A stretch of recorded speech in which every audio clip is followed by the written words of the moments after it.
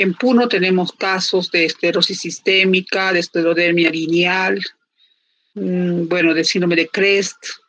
Tenemos en niños, personas mayores, y tiene mucha relación por algunas supuestas exposiciones a algunos metales, ¿no? En el Perú existen zonas endémicas, se podría decir, entre comillas, como que es más frecuente, ¿no? En Cajamarca es uno de los nichos de esta patología. ¿Y qué es, no? Es como, viene de dos palabras, ¿no? Escleros más derma, ¿no? Esclerodermia, donde vamos a ver que hay un endurecimiento de la piel, ¿no? Una dureza de la piel. Así como todas las enfermedades reumáticas tienen pues sus fechas donde se recuerda, ¿no? El día de la esclerodermia, en este caso en junio, el 29 es el Día Europeo de la Esclerodermia. Dice más profundo que la piel, ¿no? Es un lema. Y así existen como en el lupus y otras patologías, se recuerda para en ese momento quizás ayudar a las personas que están padeciendo esta enfermedad. Esta enfermedad no solamente afecta órganos específicos, sino es una enfermedad multisistémica y que afecta de una manera crónica. No se conoce la causa y lo que va a causar pues es la fibrosis excesiva de la piel, como que toda la piel del cuerpo se va fibrosando, se va haciéndose como una herida, ¿no? Cuando uno repara una herida, hay como una cicatriz, más o menos, algo así, pero generalizado. Muchos órganos son afectados, ¿no? Bueno, el más evidente que ustedes lo van a apreciar es la piel, pero también tenemos compromiso a nivel renal, a nivel pulmonar, a nivel de diferentes digestivo, que vamos a ir desarrollando progresivamente. Esta enfermedad tiene una triada patogénica distintiva. ¿Cuál es la triada? Y eso no se van a olvidar, que es el daño a nivel de la vasculatura, a nivel microvascular, y por ese daño se van a evidenciar los diferentes compromisos. Existe una fibrosis generalizada. Esta fibrosis generalizada es en varios órganos, ¿no?, del cuerpo. Además de eso, va a existir una disregulación de la inmunidad innata y adaptativa. Si bien, como dice aquí, la fibrosis de la piel es el sello, que nosotros vamos a evidenciar, ¿no?, la fibrosis, existen pues órganos, como ya les había manifestado, como son el pulmón, a nivel digestivo, los riñones, corazón. Y por lo tanto, estos órganos, cuando van a ser afectados, vamos a tener las diferentes complicaciones que van a llevar muchas veces a la mortalidad del paciente. La piel tiene sus grados, ¿no?, de afectación. Y cuando nosotros hablamos de esta afectación, puede ser localizada o puede ser diseminada, digamos, el término, en todo el cuerpo, que posteriormente ya vamos a ver las complicaciones viscerales. Esto es lo común, pero tenemos otro tipo de esclerodermia sin esclerodermia, porque no tenemos las lesiones dérmicas, pero sí tenemos el compromiso en órganos. Acá vemos una imagen de una persona, ¿no?, que, bueno, en este caso todavía tiene apertura de la boca. ¿Por qué? Porque la boca va a disminuir la apertura. Entonces vamos a nosotros a ver la disminución de la apertura de la boca. Pero sí vemos en la piel una coloración como, ¿no?, blanquecina, ¿no?, y lesiones en la piel, ¿no?, y que posteriormente vamos a explicarles qué se llaman esas lesiones. Órganos que se comprometen a nivel, estamos viendo el esófago, ¿no?, que el peristaltismo que normalmente existe a nivel del esófago va a ser alterado. Los pulmones van a sufrir un proceso fibrótico y con las complicaciones posteriores que este lleva, y los otros órganos, ¿no? Como son los riñones, y lo que ustedes van a evidenciar al momento de hacer el examen a un paciente son las lesiones que se ven a nivel de la vasculatura distal, con presencia inicial del fenómeno de Raynaud y posteriormente la presencia de úlceras en los pulpejos de los dedos, compromiso cardíaco y etcétera, ¿no? Entonces tenemos pues que muchos órganos van a ser comprometidos por esta patología. Y hablemos de la epidemiología. La prevalencia y la incidencia va a variar de acuerdo a cada estado genéticamente, ¿no? Diferente. Se ha estimado que las más bajas prevalencias son en menos de 150 por millón e incidencia menor de 10 por millón por año en el norte de Europa y Japón. ¿No? Esas zonas, esos estados, esos continentes tienen menos, ¿no? Frecuencia. Pero las estimaciones más altas de prevalencia tenemos pues que varían de 276 a 443 por millón en una incidencia de 14 a 21 por millón por año que se ha reportado al sur de Europa, América del Norte y Australia. En el Perú, trabajos al respecto son muy pocos en relación a lo que viene a ser la incidencia y la prevalencia de esta patología. En cuanto a la clasificación, ha ido variando, ¿no? Y todo esto va a ser de acuerdo a los estudios, ¿no? Que se han ido haciendo en algunas cohortes, donde nos van a explicar o tratar de demostrar cuál es la frecuencia, la incidencia de estas patologías. Depende mucho el sexo, ¿no? Y la relación que existe entre hombre y mujer es un poquito más frecuente en mujeres, ¿no? Relación de 4 a 1, con una edad promedio entre 30 y 60 años de edad. Entonces, esas características de Eustar-Cort, ¿no? En Europa, que en el EULAR hicieron para poder nosotros explicar cómo está presente esta patología en cuanto a su incidencia y prevalencia. Perdón, no me corten, chicos.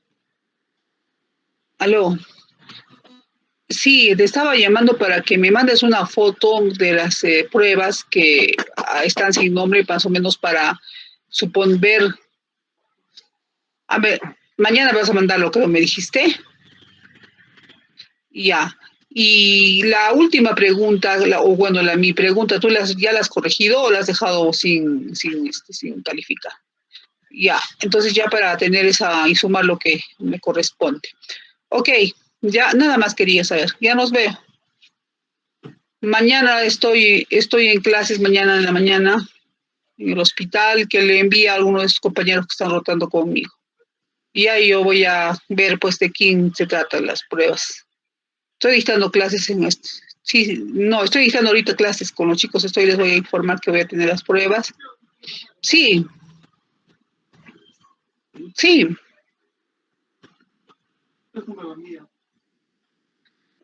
No, me las lleva al hospital con sus compañeros y no les puede entregar. ¿Ya? Ok, ya conversamos. Chao, nos vemos. Chao, chao.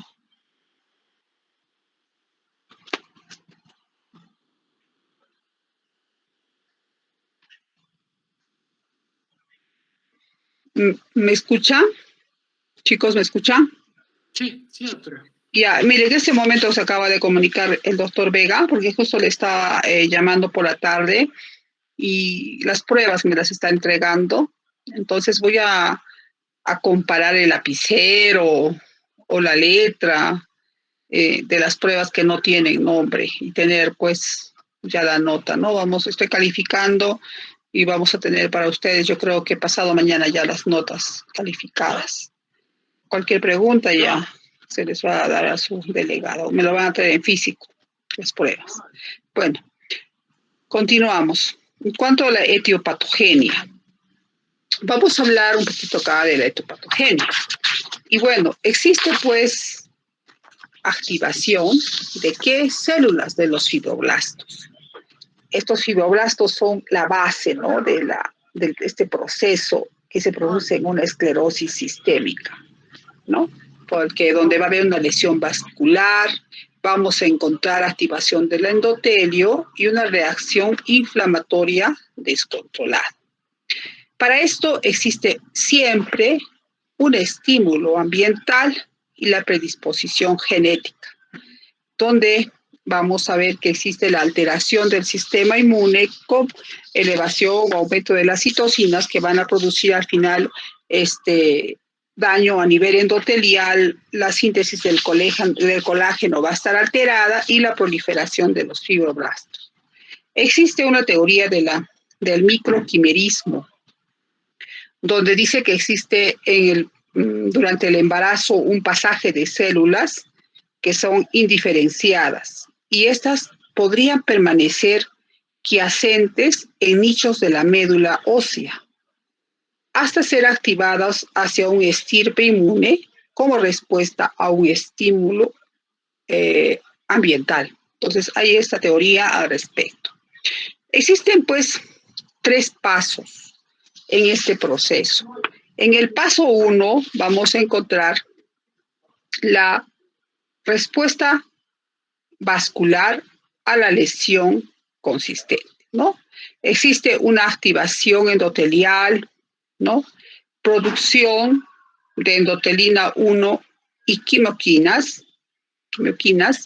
adhesión, aumento de la expresión de las células de adhesión molecular y la activación de las plaquetas. Entonces, esto en la fase 1.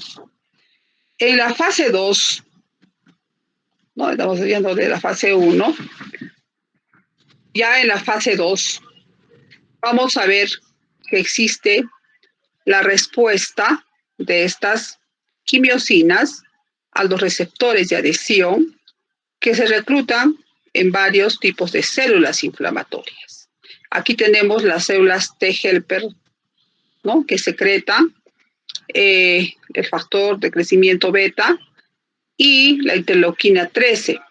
Tenemos las células B que van a producir autoanticuerpos contra la interleuquina 6, ¿no? Y a interleuquina 6, los macrófagos que van a liberar factor de crecimiento transformante beta, ¿no?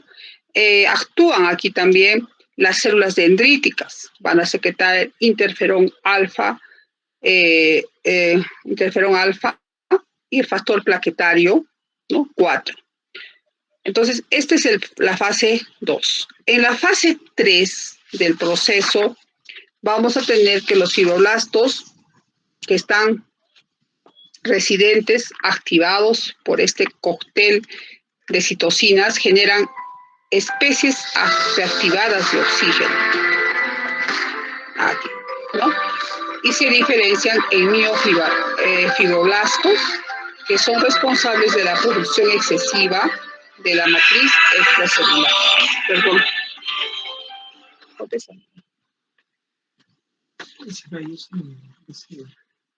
Además, vamos a ver los receptores Toll-like, ¿no?, en las células inmunes y los miofibroblastos por parte de las que exacerban, ¿no?, en más de esta reacción, produciendo factor de crecimiento del tejido conectivo y algunos factores de crecimiento derivados de las plaquetas. Entonces, todo ese proceso se va a producir en esta patogenia de la patología de la esclerodermia.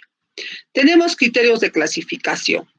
Los criterios de clasificación han ido variando. Anteriormente, estos que están viendo ustedes eran los criterios antiguos, ¿no?, donde había criterios mayores, criterios menores, y nos daban, pues, el diagnóstico. Esto era en el año 1980.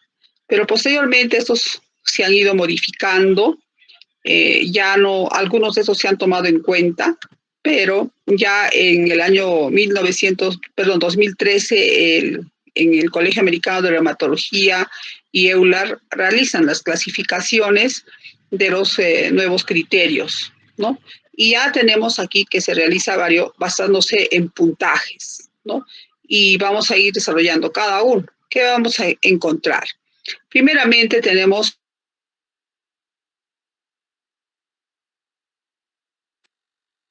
al paciente y vamos a encontrar engrosamiento de lo que viene a ser la piel.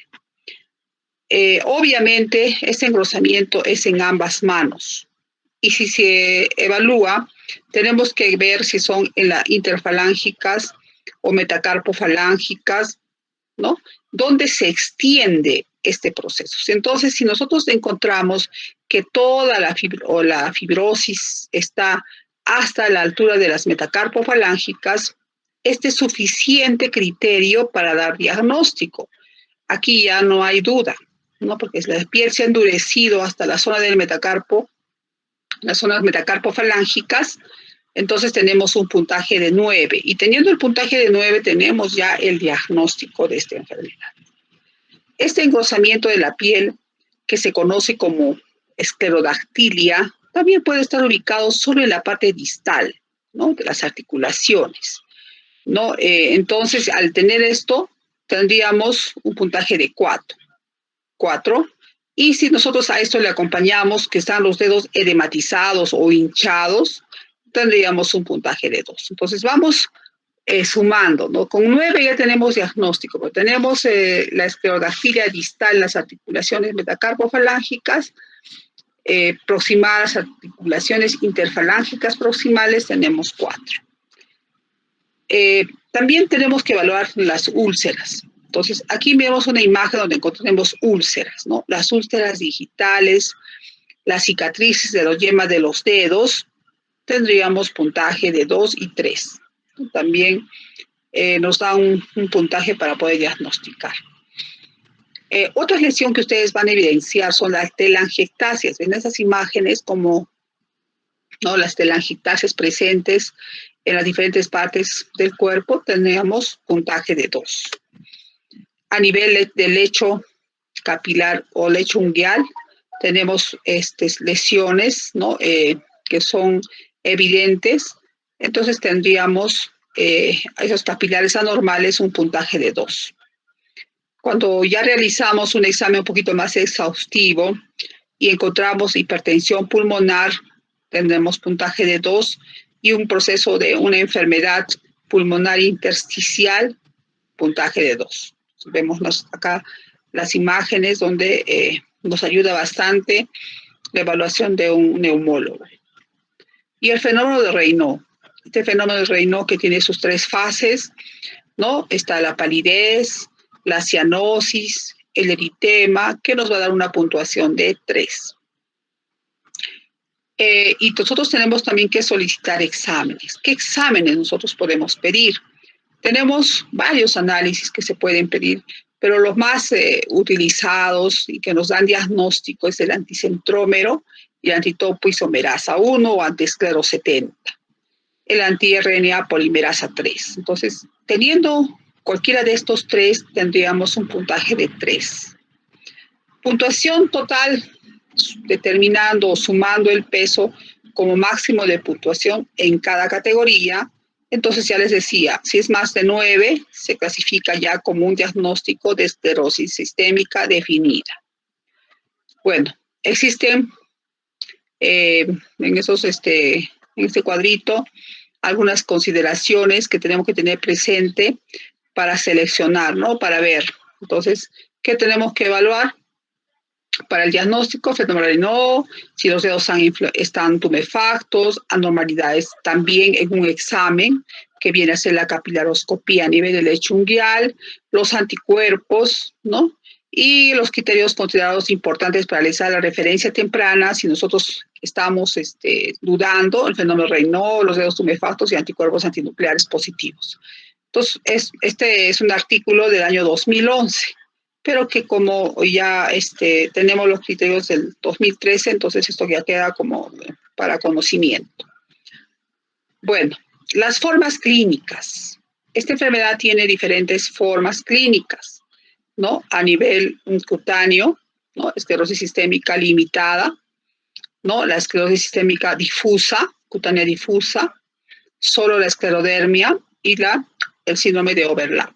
Entonces, la cutánea limitada, donde vamos a encontrar esclerosis distal, solamente de la piel, larga historia de un fenómeno de Raynaud. Y es importante cuando ustedes hagan la anamnesis a los pacientes, van a ver que muchos de ellos 10 años antes han tenido fenómeno de Raynaud.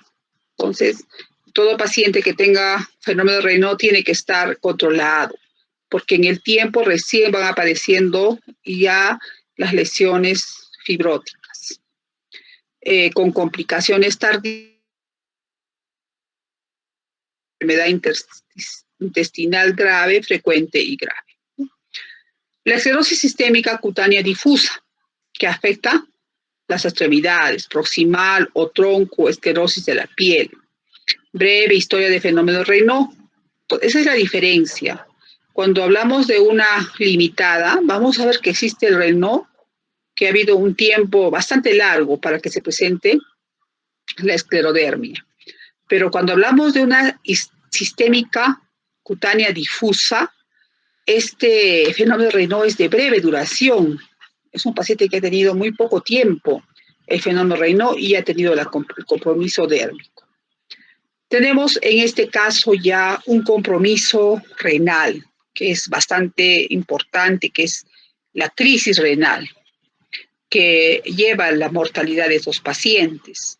Además tenemos el compromiso cardíaco y la fibrosis pulmonar, que llega a un estadio grave. La forma que no tiene esclerosis, sin esclerodermia, entonces son pacientes que no van a tener engrosamiento en la piel, pero sí vamos a tener fenómeno de Raynaud, serología típica de esclerosis sistémica, y se va a evaluar con un examen que se llama capilaroscopía, encontrando las alteraciones vasculares, pero sí lo más importante, las manifestaciones en órganos. Aquí tenemos a nivel del pulmón, fibrosis pulmonar, ¿no? Y otras alteraciones vasculares. Entonces, esta es la esclerodermia sin esclerodermia. Y el síndrome de superposición o esclerosis sistémica, que, bueno, tiene características, ¿no?, con otras enfermedades reumáticas, ¿no? Están unidas, se podría decir. Entonces, el grupo de las dos grandes grupos de esclerodermia son las localizadas, la sistémica y las de superposición, que están asociadas a otras patologías, y las que no tienen sin esclerodermia. En las localizadas tenemos la morfea y la lineal. En esta parte nosotros compartimos el tratamiento con los dermatólogos. Los dermatólogos tratan este tipo de compromiso cuando es a nivel localizado. Y cuando ya hablamos de algo difuso que compromete órganos o limitada, estaríamos acá nosotros actuando, los reumatólogos, tratando en este grupo, ¿no? Y cuando tenemos los síndromes de superposición. Y estas sin esclerodermia muchas veces han ido a estar tratados en neumología y, bueno, sin saber que tenían un problema reumatológico. Entonces han ido por fibrosis idiopáticas muchas veces que no se sabía cuál era la causa. Bueno, aquí tenemos un cuadro donde tenemos, ¿no?, las presentaciones clínicas, ¿no? Esclerosis sistémica sin esclerodermia, ¿no?, que compromete solamente órganos. La esclerodactilia, solamente a nivel acro, ¿no?, los dedos de la mano, y no tiene otro compromiso. La acroesclerosis, vemos la ubicación, ¿no? Estas son las esclerosis limitadas, ¿no? Antes se les conocía como las CREST, ¿no?, que viene a ser síndrome de CREST, ¿no?, que tienen las siglas de las presentaciones no típicas que vamos a ver en este momento, y la esclerosis sistémica, que sí es difusa, que afecta todo el cuerpo, donde vamos a tener una serie de presentaciones o de evaluaciones. Entonces, vamos a ir revisando cada una de estas. Hablaremos primeramente de la esclerosis localizada, ¿no? Tenemos la lineal, ¿no?, y la morfea, que se caracteriza por ser localizada y generalizada. La esclerodermia lineal es que son más frecuentes desde la niñez. Yo tengo dos niños aquí en Puno con esclerodermia lineal, ¿no? Entonces vamos a ver acá prácticamente la piel, ¿no? Donde existe anomalías, ¿no? A nivel tejido subcutáneo, con una distribución dermatomal, ¿no? Que está solamente en un lado del cuerpo, como golpe de sable, ¿no? Que dice ese tipo de esclerodermia lineal, la frase, ¿no? O de sable, o como golpe de sable, porque parecido a una lesión como consecuencia de un golpe de sable. Veremos acá, como que hubieran golpeado ahí, ¿no? Estas lesiones también pueden estar presentes en el cuero cabelludo, ¿no? Que acompañan también a tejidos mesenquimales hasta la parte interna del cuero cabelludo. La morfea, que se caracteriza por ser circunscrita o generalizada, ¿no? La localizada, pues acá vemos unas lesiones, ¿no? Donde se ven la circunscrita o localizada, como placas, ¿no? A nivel de la piel circunscritas esteróticas, ¿no? Y la morfea generalizada, donde las lesiones, ¿no? Involucran simétricamente el tronco, las extremidades, ¿no? Que pueden conducir a una esclerosis cutánea generalizada. Pues acá vemos, ¿no? En estas dos zonas, en las dos piernas, ¿no? Las lesiones. Entonces, es las morfeas que son simétricas en el tronco, las generalizadas. Ese son el grupo de las esclerodemias localizadas. La sistémica, ¿no? Que se va a dividir en varios grupos, ¿no? De acuerdo a la clasificación. Entonces, vamos a ir desarrollando, ¿no? La cutánea limitada. Entonces, habíamos hablado que teníamos un fenómeno de Raynaud que duraba muchos años, o sea, décadas, ¿no? Y el paciente después de eso ya tenía alteraciones de la piel, manos, caras, ¿no? Con una distribución acral. Además, hacemos un examen y encontramos que tiene compromiso a nivel de los lechos unguiales, ¿no? Lazos capilares en pliegues unguial con caída de capilar. La incidencia tardía significativa es de 10 a 15%. Estos pacientes tienen hipertensión pulmonar, pueden tener calcificaciones de la piel, a nivel compromiso gastrointestinal, telangiectasias, que se le conocía como el síndrome de Krebs o enfermedad pulmonar intersticial. En este caso, algo que tiene que tener bien claro es que el compromiso renal es bastante raro, ¿no? Y lo tenemos anticuerpos como frecuentemente o en mayor porcentaje el anticuerpo anticentrómero, ¿no? Que es más frecuente en estos. Ahora, o pueden haber otros patrones donde sí podemos encontrar con menos incidencia los otros anticuerpos que se ven en la sistémica, como son el antiesclero 70, ¿no? Pero no es tan frecuente. Entonces, más es esto en las difusas. Aquí sí, en la esclerodermia cutánea difusa, vemos pues el fenómeno de Raynaud de un año inclusive, o sea, es muy rápido, y donde existe la piel rígida e hinchada, afectación cutánea, troncal, a nivel acral, con fricción tendinosa, tenemos dilataciones, esclerodermia con dilatación, que va a estar en forma temprana, activa y tortosa, ¿no? Con deserción en la parte tardía. Y hablando de lo que viene a ser los anticuerpos aquí, tenemos el antiestero 70 en un 30% y anti-RNA polimerasa 1,2,3 en un 12 a 15%. En este tipo de esclerodermia cutánea difusa tenemos pues una incidencia temprana y significativa de la enfermedad renal que no encontrábamos en la anterior, ¿no? A nivel gastrointestinal, a nivel miocardio, a nivel pulmonar, donde hay fibrosis pulmonar. Cuando hablamos de esclerodermia, sin esclerodermia, aquí pues los órganos simplemente se van a fibrosar, ¿no? Fibrosis pulmonar, enfermedad renal, cardíaca, gastrointestinal, que no va a involucrar la piel. Esto es característico. Acá no tenemos compromiso de piel, pero sí tenemos que estar pensando en un paciente que tiene un fenómeno de Raynaud, ¿no? Y anticuerpos que se tienen que solicitar ¿no? Que son la esclerosis 70, anticentrómero, anti-RNA, polimerasa 1, 2, 3, que están presentes. Existen otras esclerodermias que son inducidas por el medio ambiente. Entonces, aquí tener muy presente lo que viene a ser la exposición, un agente ambiental, que puede causar también la enfermedad.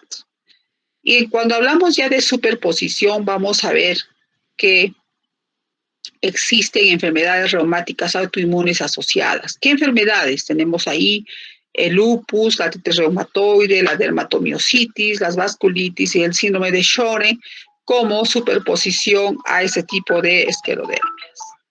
Y otra presentación es la pleescleroderma, donde hay un fenómeno Raynaud. Hay cambios capilares en los pliegues con patrón temprano o activo típico y evidencia de isquemia digital y los anticuerpos. El anticuerpo antitopisomerasa, anticentromérico, antipolimerasa 1, 2, 3, que estaría presente. Entonces, este es el preescleroderma, porque todavía aquí no tenemos el compromiso dérmico. Un momentito, chicos. ¿Sí? Sí, dime, hijo. Dime.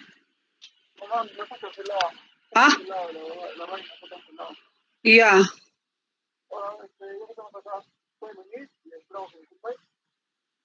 Un momentito, espérame, de repente pueden traer ustedes. No sé, pues, no sé cómo. No puedo. A ver, voy a hablar con la nona, ¿ya? Estoy ocupada, hijito.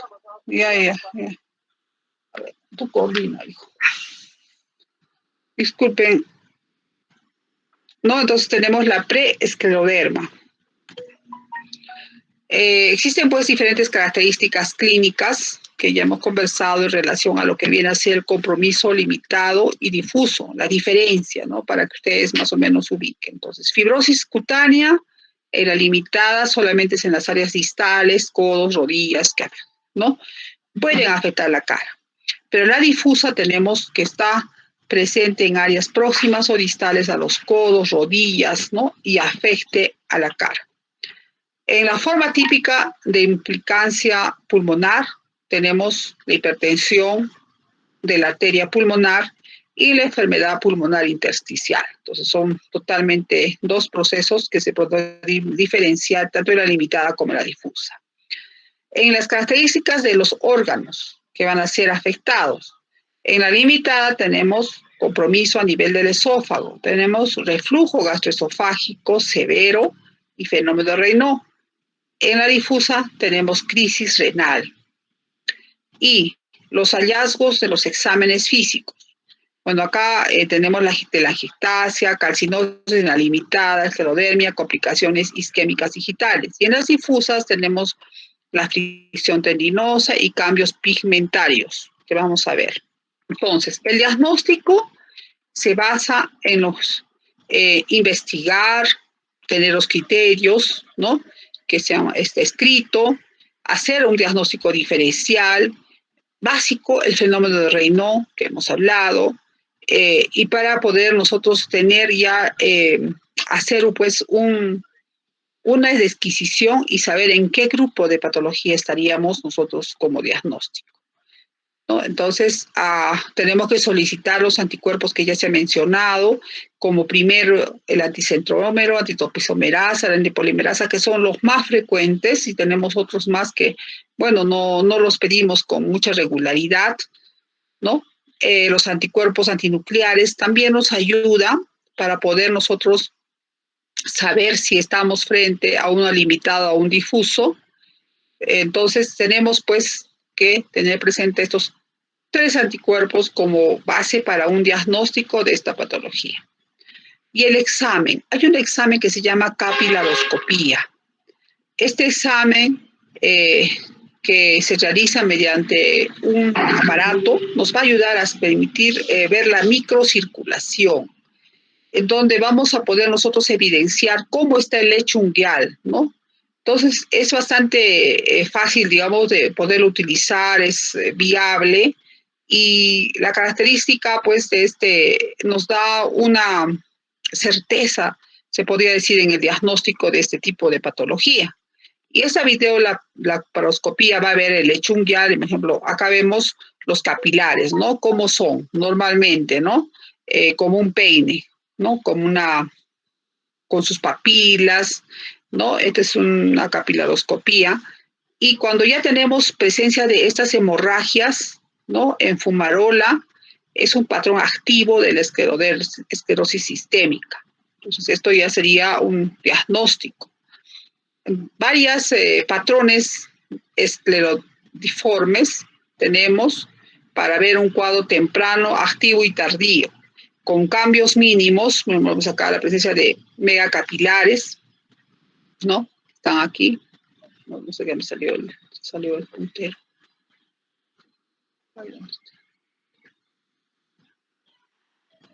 Acá tenemos, ¿no?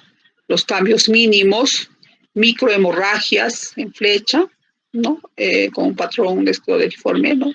Ya tenemos los cambios aquí a esclerodiformes en esta zona. Pasamos a múltiples megacapilares con flujo entrecortado granular, donde hay disminución de la densidad capilar, presencia ya de cianosis y una área avascular, donde no existen vasos, ¿no? Pérdida de capilares. Esto ya en vasos donde ven un segundo plano, dice 2 vasos muy delgados y un vaso agrandado, que arboriza como hemorragia de gran tamaño adyacente. Y este sería ya el grado más severo del cuadro, para prácticamente de un patrón tardío, ¿no? Con agrandamiento irregular, agrandamiento capilar, hemorragias, pérdida de capilares con áreas avasculares, ¿no? Extensas, desorganización del lecho capilar, ramificados presentes, ¿no? En un cuadro estable. Entonces, este sería ya el grado más avanzado de la presencia de estos megacapilares como criterio fundamental del patrón activo de esclerosis sistémica. Entonces, aquí estaríamos frente a un cuadro activo. ¿Qué manifestaciones clínicas tenemos? Manifestaciones generales, ¿no? Las generales que tenemos en todas las patologías, como son fatiga, artralgias, mialgias, ¿no? Que son comunes a todas las enfermedades reumatológicas sistémicas. Pero también es frecuente, ¿no? En esta patología. Algunos síntomas al inicio no se evidencian, pero posteriormente se hacen más generales, ¿no? Tenemos los síntomas más que todo por frecuencia de presentación, fatiga, articulaciones rígidas, decoloración de la piel, dificultad para dormir, pérdida de la fuerza y dolor, que serían los más frecuentes. El compromiso cutáneo es lo característico que hemos ya conversado, con el engrosamiento, endurecimiento de la piel, hinchazón, eritema, edema, que se va viendo. En esas imágenes ustedes ven los dedos, ¿no? Están con aumento de volumen. Acá un poco brillante la piel, pero bueno, asumo que están con la disminución de la esclerosis, ya está empezando ahí, ¿no? Los dedos hinchados, la piel brillante, con un engrosamiento. Y tenemos los signos, ¿no? Este signo que se decía cuando se está pensando en una esclerosis sistémica, donde hay alteración de la hipopigmentación que se conoce como sal y pimienta. Acá vemos lesiones, manifestaciones cutáneas, donde vamos a tener también un paciente prurito y edema en la primera etapa, la presencia de telangiectasias, hiperpigmentación, despigmentación que hemos visto ya, sal y pimienta, pérdida del vello, esclerodactilia, úlceras digitales y calcinosis cutis. Y esta es la manera nosotros en que evaluamos la piel. Entonces tenemos que hacer el signo de Rothman, ¿no? Para ver cómo está el compromiso, ¿no? De la piel. Entonces al inicio nosotros podemos pellizcar, como normalmente ustedes se pellizcan, pero posteriormente va perdiendo la dureza y vamos viendo que va llegando a ABCD, ¿no? Donde ya cae totalmente, ya no existe pues la parte severa, ¿no? Cada uno tiene un valor, normal, 0, 1, vamos acá, 2 y 3. Entonces vamos haciendo el cuadrito, ¿no? Para poder nosotros hacer un control del paciente y ver en qué grado está, ¿no? Si está en el grado 1, 2 o 3, ¿no? En el Rosnan. Y se va contando, ¿no? Cuantificando el grosor de la piel de la esclerodermia. La puntuación se obtiene mediante la palpación clínica, ¿no? De 17 áreas que ustedes están viendo a nivel de la cara, ¿no? De todas las zonas que están ustedes viendo aquí. Diferentes dedos, manos, antebrazo, ¿no? El abdomen, los muslos, las piernas y un promedio subjetivo de grosor, ¿no? Entonces hablábamos del 0 al 3. Y como tenemos puntaje máximo 51, de donde diríamos pues que está todo ya fibrosado. Entonces, así vamos haciendo el seguimiento del paciente con sus 17 áreas, ¿no? En cuanto a la duración, leve, moderada, extrema, ¿no? Y diferentes cuadritos que nos ayudan y nos facilitan a poder ver cómo está el avance del problema, ¿no? De la patología. Tenemos que esta enfermedad produce calcinosis, ¿no? En la radiografía acá vemos calcificaciones en los dedos de la paciente. Estas calcificaciones no solamente se van a ubicar en los dedos, se ubican en diferentes zonas del cuerpo.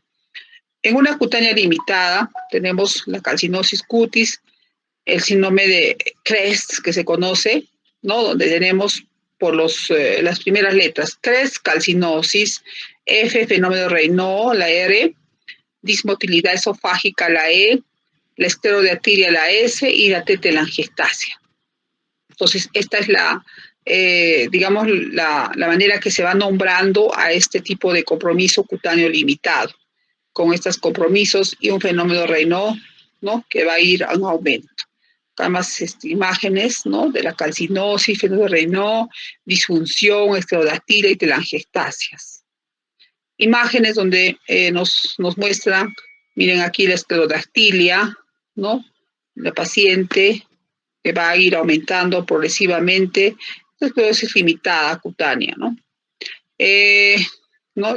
Acá en esta imagen vemos calcificaciones, las alteraciones de la vasculatura, donde vamos a tener que usar acá para evaluar, como decíamos, la capilaroscopía, las telangiectasias, más imágenes de telangiectasias que se ubican en diferentes zonas, la esclerodermia en la piel con endurecimiento y calcinosis, aquí estamos viendo la calcificación, telangiectasias, y la cutánea difusa, donde ya endurecimiento de toda la parte del cuerpo, ¿no? Entonces ya todas las lesiones además de los órganos. Entonces vemos la afectación cutánea, ¿no? Que va a hacer una alteración de las fases del paciente, ¿no? Ya va a cambiar, ¿no? Esa es su forma y su carita, ¿no? Con úlceras que se van a ir presentando en el nivel de los dedos de la mano, con pequeños golpes o traumatismos, las lesiones no van a mejorar, ¿no? Y la pérdida también del vello, ¿no? Se va perdiendo el vello, el crecimiento del vello. La esclerosis, cuando la piel se está endureciendo, va a ir progresando, ¿no? Digamos, inicia en la parte distal, va a ir aumentando, ¿no? Hacia la parte central. La atrofia de las manos, vamos a ver unas manos que van a ser manos de muñeca también, donde se van a quedar como dobladas las manos como una muñeca y endurecidas, duras. Bueno, tenemos la fase edematosa, la fase indurativa y la fase atrófica, donde ya tenemos todo el compromiso. Las calcificaciones, aquí ven imágenes donde están las calcificaciones, ¿no? Las lesiones que pueden llevar por la falta de circulación del fenómeno Raynaud a osteonecrosis de los digital, los pacientes tienen necrosis, úlceras. Esta enfermedad vascular que es una manifestación que se conoce como fenómeno Raynaud, que va a estar más presente cuando hay fenómenos pues, de frío, ¿no? O estrés, cambios de temperatura, donde hay una vasoconstricción arterial y sus tres fases, ¿no? La palidez, la acrocianosis, que son y la hiperemia, ¿no? Color rojo. Vemos la vasoconstricción que va a ir avanzando porque existe un proceso fibrótico que hace que la circulación pues no llegue, ¿no? a las zonas acras de los dedos. Bueno, más imágenes, las 3 fases, ¿no? La palidez, ¿no? La cianosis y este fenómeno de Raynaud, que es un vasoespasmo reversible de las arterias digitales en las manos y los pies, puede ser también conocido cuando es solamente como un fenómeno de Raynaud, que puede tener muchos años una persona, y fenómenos secundarios que son ya asociados a enfermedades reumáticas. Que, bueno, en su inicio es una manifestación al 100% en las formas limitadas y un 70% en las formas difusas, como habíamos manifestado, pero demoraba muy poco tiempo. Aquí más imágenes, ¿no? De las 3 fases de la esclerodermia, del fenómeno de Raynaud. Y los órganos, a nivel musculoesquelético, pulmonar, renal, gastrointestinal, cardíaco, ¿no? Son los que van a ser afectados en esta enfermedad. A nivel gastrointestinal, el 90% va a presentar alteraciones de la movilidad del esófago, ¿no? Hay una incompetencia del esfínter esofágico,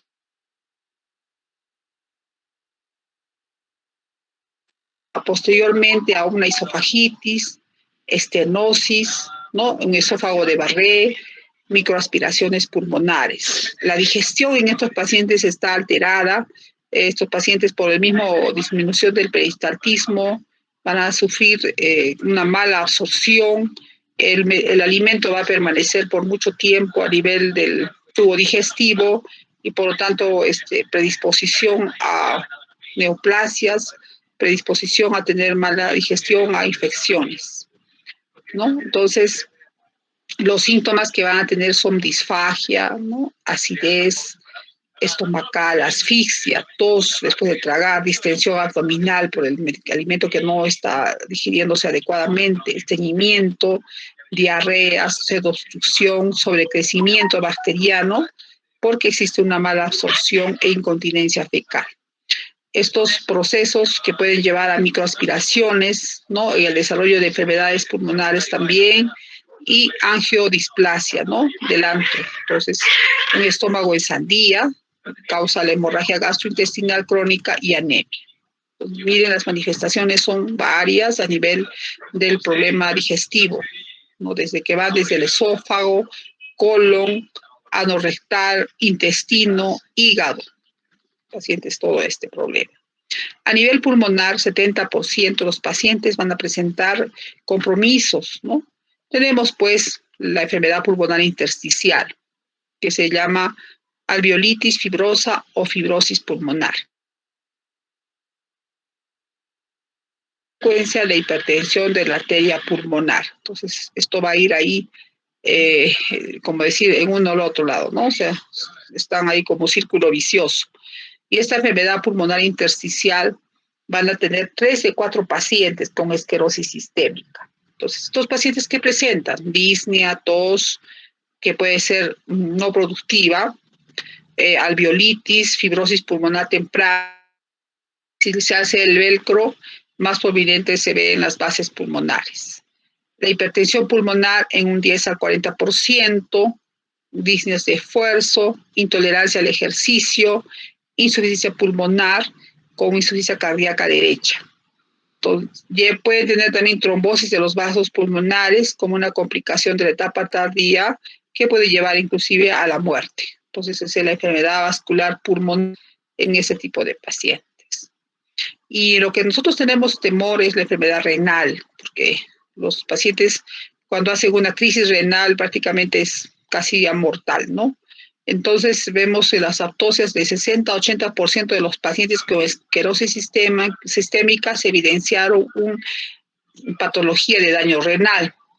Entonces, esta se ve en ausencia de enfermedad renal clínica. O sea, evidentemente no, al inicio no hay, pero si hacemos una evaluación más exhaustiva, encontramos bicoalbuminuria, elevación de la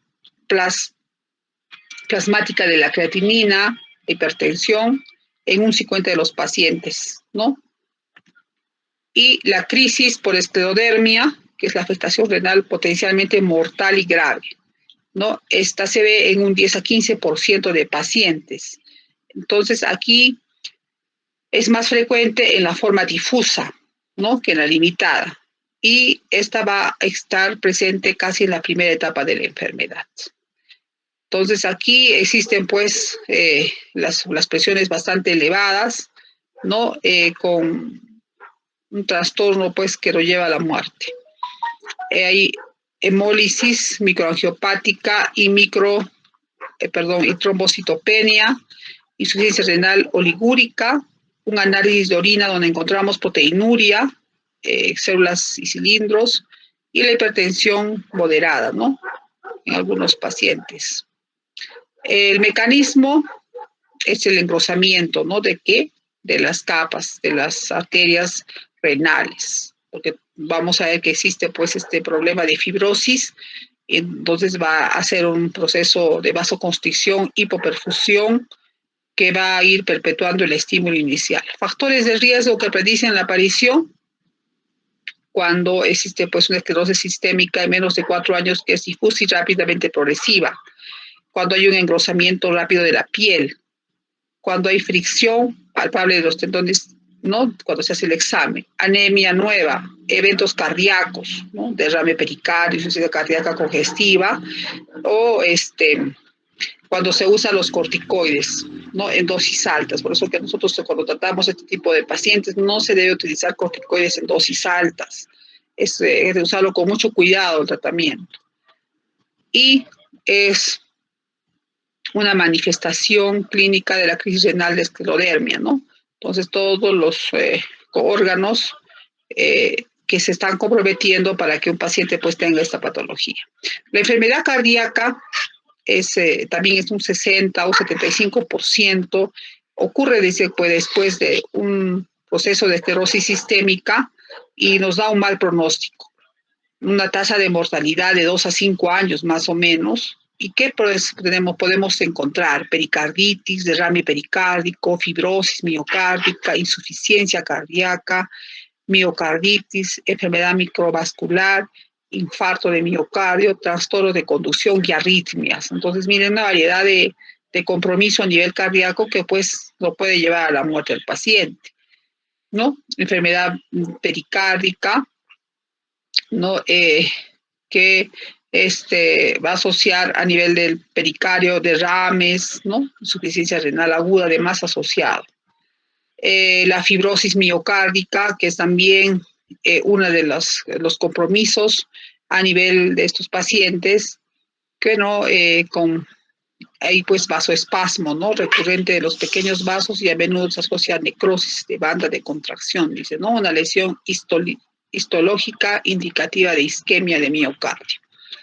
Esta isquemia de miocardio, que es el mayor riesgo que puede tener los pacientes, hay varios estudios, ¿no?, de riesgo de infarto agudo de miocardio, ¿no?, en trabajos que se han realizado, y nos indican, pues, que se tiene un riesgo que es bastante alto, ¿no? Entonces, las arritmias también son la presentación en estos pacientes que es común, porque probablemente hay fibrosis del músculo miocárdico, alteraciones del sistema de conducción y muerte del paciente.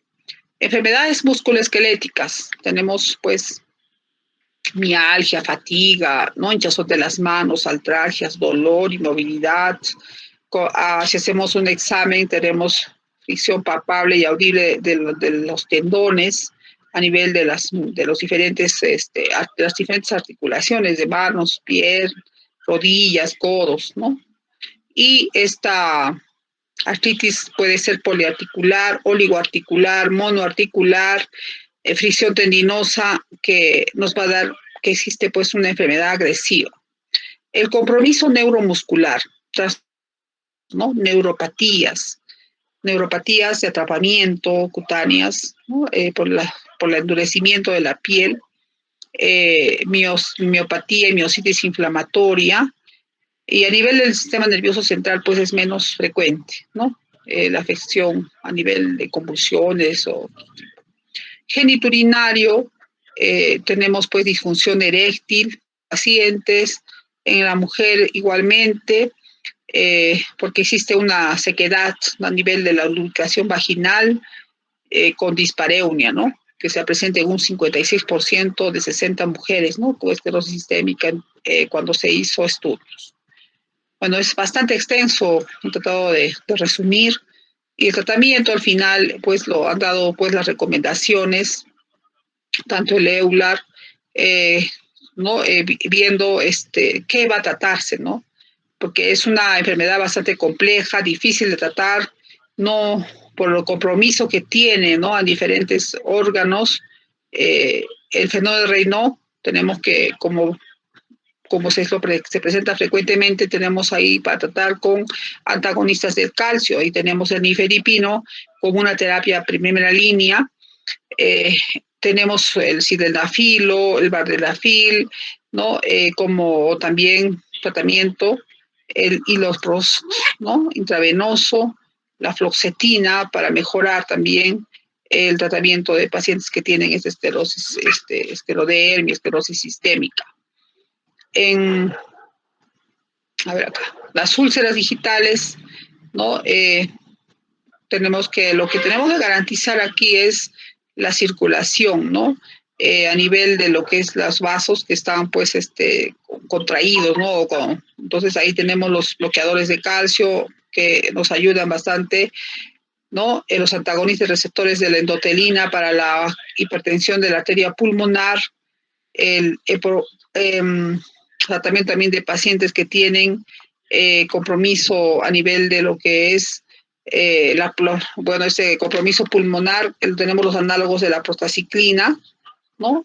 Como tratamiento. Y en la piel tenemos algunos LIMARS, ¿no? Que usamos al inicio, que nos ayudan en la fase de la parte de la esclerosis sistémica difusa temprana, como el metotrexato, la ciclofosfamida, para cuando tratamos de la forma progresiva. Y finalmente algunos trasplantes de células madres se han utilizado para poder tratar, ¿no? Ese tipo de problemas. La crisis renal, tenemos que ver pues los inhibidores SECA, ¿no? Inclusive se utilizan como protectores al inicio, y se sugiere pues que los corticoides pues tienen mayor riesgo, entonces por lo tanto tenemos que disminuir la utilización de los corticoides, ¿sí? Y en las enfermedades gastrointestinales, con los bloqueadores de canales de calcio, fármacos procinéticos, algunos antibióticos para evitar lo que viene a ser el sobrecrecimiento bacteriano. En artritis inflamatoria tenemos diferentes antiinflamatorios. Ahí podemos usar el metotrexate de inicio o corticoides de bajas dosis, la hidroxicloroquina, rituximab, tocilizumab, leflunomida. Entonces, bueno, hay varios medicamentos que se han usado. Es bastante difícil de abordar ese tratamiento de estos pacientes. Entonces, tenemos que ver qué compromiso tiene para poder tratar nosotros o diferenciarlos en su tratamiento. No, eso es lo que les he traído hoy día. Espero que lo hayan entendido. Es bastante extenso este tema, tratándolo en una sola clase. No sé si ha salido ya. Todavía no, ¿no? A ver, perdón. Ay, no sé qué pasa acá. ¿Salió? Sí, ¿no? ¿De compartir? Sí, ya lo está compartiendo, doctora. Y ya. Bueno, estoy un poco cansada, disculpar, que mis hijos están que me ya. Bueno, ese era el tema del día de hoy, que es bastante extenso, como ya nuevamente les manifiesto. Y cuando estamos en la práctica clínica, la verdad es que existe una imposibilidad, existe, como les digo, impotencia, ¿no? Porque las calcificaciones de muchos de los pacientes es tan rápida, el compromiso dérmico es tan veloz, el compromiso pulmonar, que uno echa mano a todos los medicamentos que se les ha nombrado. Hay varios estudios que nos dan muchas alternativas de tratamiento, pero el avance muchas veces es catastrófico. Nos quedamos estrechos, ¿no? Al poder tratar a estos pacientes, porque los vemos prácticamente morir día con día, ¿no? Y no solamente en su función de sus órganos, sino en la parte anímica, porque una persona que se ve limitada a no poder ni agarrar no sé si le puedo decir un objeto, ¿no? Porque la mano queda tan dura como una muñeca, les decía, ¿no? Esa la mano así, que no pueden agarrar objetos, no pueden hacer lo cotidiano en su vida, ¿no? De vestirse, eh, no poder respirar. Entonces es muy frustrante ese tipo de enfermedad y es tan frecuente. Bueno, en Puno, como les decía, tendré unos 20 pacientes con ese problema de esclerosis sistémica, síndrome de Crest, ¿no? Como se denominaba anteriormente, las limitadas, las difusas, y niños, una niña de 5 años con la lineal, ¿no? Morfea. Bueno, eso es lo que les he traído para hoy día. No sé si existe algún comentario, alguien ha leído algo. Solamente hay 35 estudiantes hoy día.